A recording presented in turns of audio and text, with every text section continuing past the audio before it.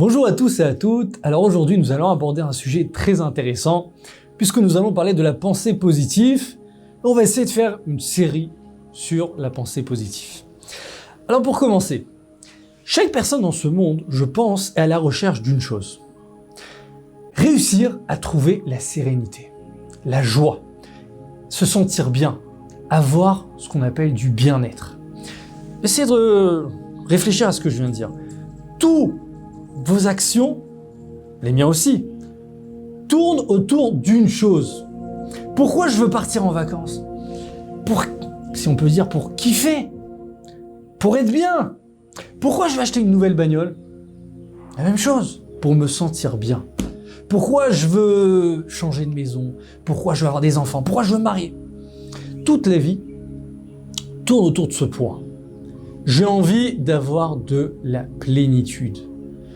Être serein, détente.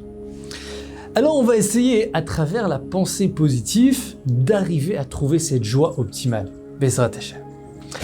Alors pour commencer, la Torah nous ordonne à être joyeux. Un jour je me suis posé la question, je me suis dit, mais une seconde, comment tu peux m'ordonner d'être joyeux? Mais ça dépend pas de moi. Très souvent on a besoin d'éléments qui nous sont indisponibles. Je vous donne un exemple. Imaginez que je vous poserais la question, qu'est-ce qui ferait que toi qui es en train de me voir, tu deviendrais joyeux? Alors sûrement j'aurais plusieurs réponses. Un il va me dire, changez-moi de femme. L'autre il va me dire, changez-moi d'enfant. L'autre il va me dire, changez-moi de métier. Et ainsi de suite. Chacun pense que pour atteindre la joie, il faut carrément que je change de vie. Mais la Torah nous dit pas ça. La Torah nous dit, tu dois être joyeux selon ta situation actuelle. Ne cherche pas ailleurs. Essaye d'extérioriser ce qui est existant déjà. Alors pour commencer, un jour, il y avait le chef des services secrets israéliens, c'était vraiment le dernier jour de sa vie. Alors c'est sa famille, ses proches, ils lui ont dit, vas-y, récite le schéma Israël, le verset que tout le monde dit. Il dit, non, je veux pas dire ce verset, je veux dire un autre. Le verset qui se trouve dans Parashat Kitavo, qui nous ordonne d'être joyeux. Tout le monde était étonné, mais pourquoi? Alors là, il leur a dit une réponse splendide. Il dit, j'ai passé les camps de la Shoah.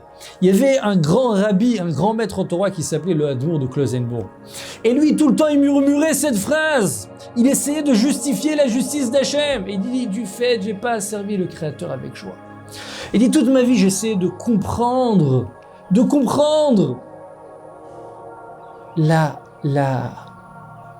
on va dire la pensée de cet homme-là, jusqu'au jour qui est le dernier de ma vie, où je pense que j'ai réussi à descendre dans la compréhension la plus profonde. Celui qui n'a pas réussi à servir le bon Dieu avec joie, c'est qu'il est passé à côté de sa vie. Et donc aujourd'hui, j'aimerais déclarer au Créateur, j'aurais aimé te servir avec joie. Alors chers amis, c'est ce qu'on va essayer de faire, ça va être vraiment un travail ensemble, à travers tous ces cours sur la pensée positive, d'essayer Bezrat Hashem de se construire et d'y arriver. Alors regardez, déjà, d'où provient la joie? Qu'est-ce qui va déclencher en moi la joie? La sérénité. La Torah, elle nous donne la réponse, c'est vraiment magnifique. À l'intérieur de l'ordre de la Torah, Akadosh Baruch Hu, il a incarné la réponse. C'est écrit dans le verset Tachat asher lo avatat Hashem Elokecha besimcha. Prenez les mêmes lettres que besimcha, ça donne marshava, la pensée. La Torah nous dit, tu veux être joyeux? Travaille sur ta pensée.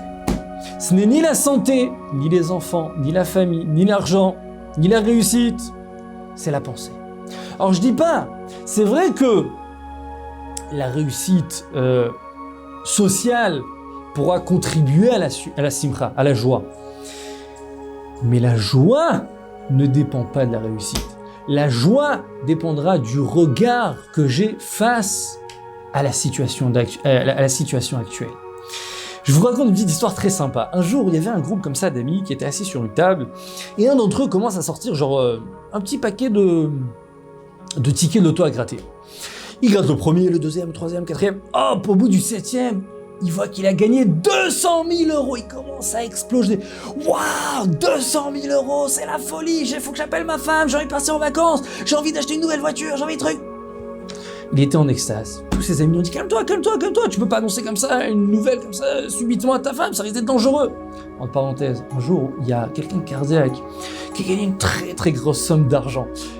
Bon, là-bas, ils se sont dit mais comment faire pour lui annoncer? Comment faire? Alors ils ont pris un psychologue, le psychologue il va voir ce bonhomme, il lui dit si on avait dit que vous avez gagné 100 000 euros, vous ferez quoi avec? Il dit bah je donnerai la moitié à celui qui vient me l'annoncer. Quoi? Oui. 200 000 euros, vous ferez quoi? La moitié. 300 000, la moitié. 400 000, la moitié. 500 000, la moitié. Il arrive à 1 million d'euros. Qu'est-ce que vous ferez avec? Il dit, je donnerai la moitié à celui qui vient l'annoncer. Une crise cardiaque, direct, une crise cardiaque au psychologue. Qu'est-ce qu'on va, chers amis? Annoncer, c'est un peu compliqué. On reprend l'histoire. Ils sont là, les amis, tout ça. Il dit, calme-toi. Au bout de, allez, un quart d'heure, les amis, viens, on lui dit, c'était une fausse blague. C'était une fausse blague. C'est des tickets qu'on a achetés sur AliExpress. Et là, il rentre dans une colère. Vous êtes des ordures, toutes les malédictions de la terre. Maintenant, j'y réfléchis, je me suis dit, imaginez le même bonhomme, il se lève le matin, il s'énerve avec sa femme, il ferme la porte, il sort de chez lui en claquant la porte. Il sort dans la rue, le banquier qui l'appelle, allô, oui, bonjour, vous devez encaisser tout de suite l'argent, le compte est à 0. Il continue à marcher, peau de banane, hop, il se ramasse, il se casse la figure. Bon, il a bien commencé la journée. Il va avec son groupe d'amis, hop, d'un coup, 200 000 euros.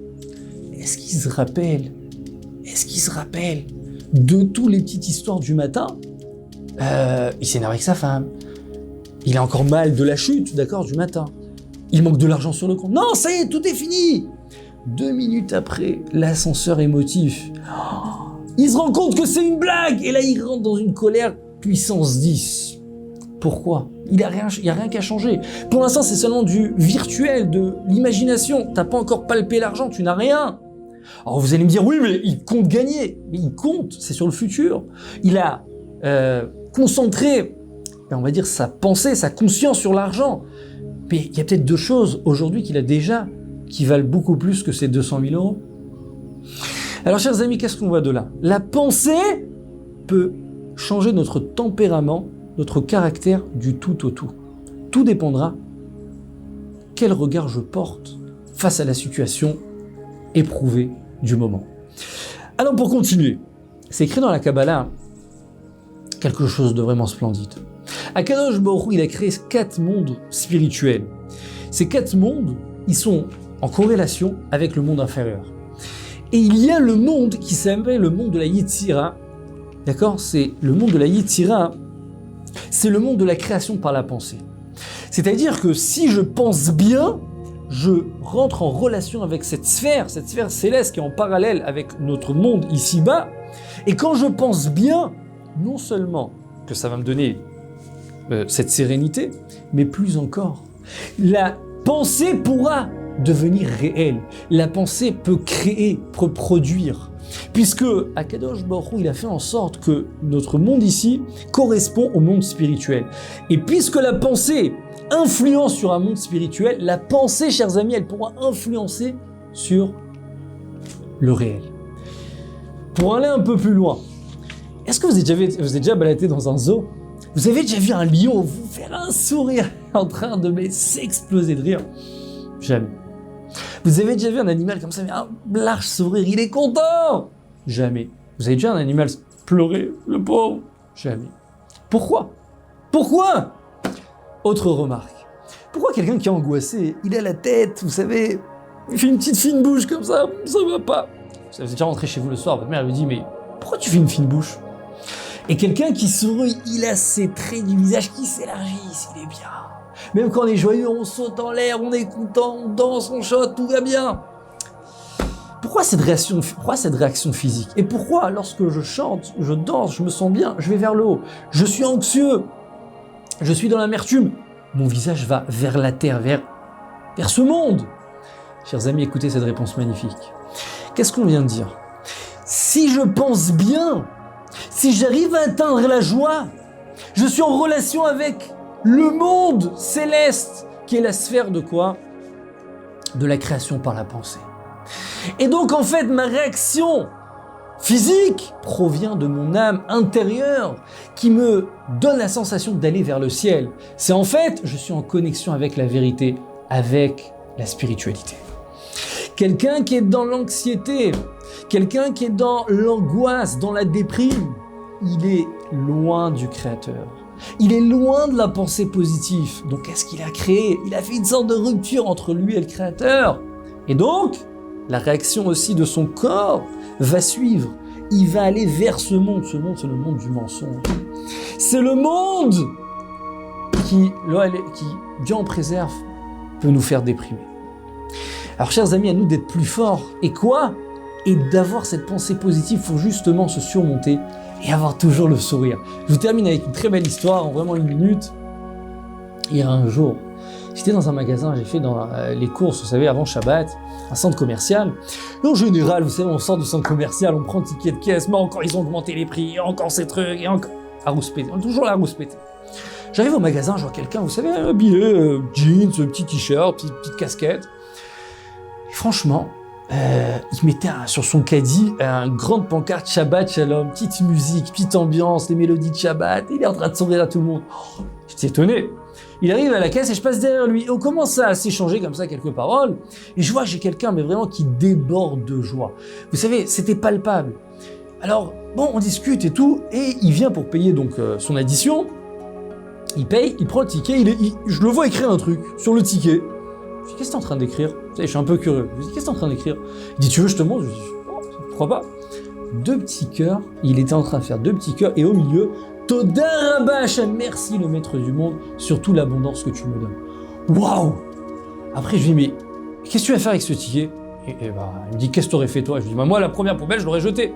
Il me dit, pas du tout! Je prends le ticket, je le mets à l'intérieur de ma poche. Le soir, j'arrive tranquille sur mon fauteuil, détente. Je repasse sur le ticket dans les détails. Et là, je remercie Hachem. Merci pour le poulet que tu m'as laissé acheter. Merci pour les assiettes. Merci pour le Kugel. Merci pour ci, merci pour ça. À la fin, je m'égosille tellement que je remercie. Mais je comprends. Et j'inculque en moi l'abondance qu'Akadosh Baruch Hu m'a donnée. Chers amis, j'ai eu presque les larmes aux yeux. Et je me suis dit, regardez, dans la même situation, vraiment, de toutes les semaines, une personne peut rouspéter, peut râler, peut vouloir maudire toute la terre sur l'addition qu'il a eue des courses du Shabbat. Et l'autre, il va prendre la même situation, il va la rendre agréable au plus haut niveau. Merci mon Dieu pour tout ce que tu m'as donné. Alors chers amis, on va essayer ensemble, dans toutes les situations de la vie, essayer de les rendre agréables au plus haut niveau et de pouvoir, Bezrat Hashem, servir notre Créateur avec joie. À très bientôt. Torah Box, c'est une véritable yeshiva en ligne qui va vous permettre d'étudier les textes de référence dans les mots Talmud, Livre des prophètes, Chassidut, Moussar, Pensée juive, Halakha. Des dizaines d'œuvres disponibles avec pour chacune d'elles un enseignement adapté. En un seul clic, où que vous soyez, à n'importe quelle heure du jour ou de la nuit. Étudiez enfin tous les sujets que vous avez toujours rêvé d'approfondir. Alors, travailler le GAN, c'est la sauce des livrets Torah, c'est travailler les paroles de l'étude de la Torah.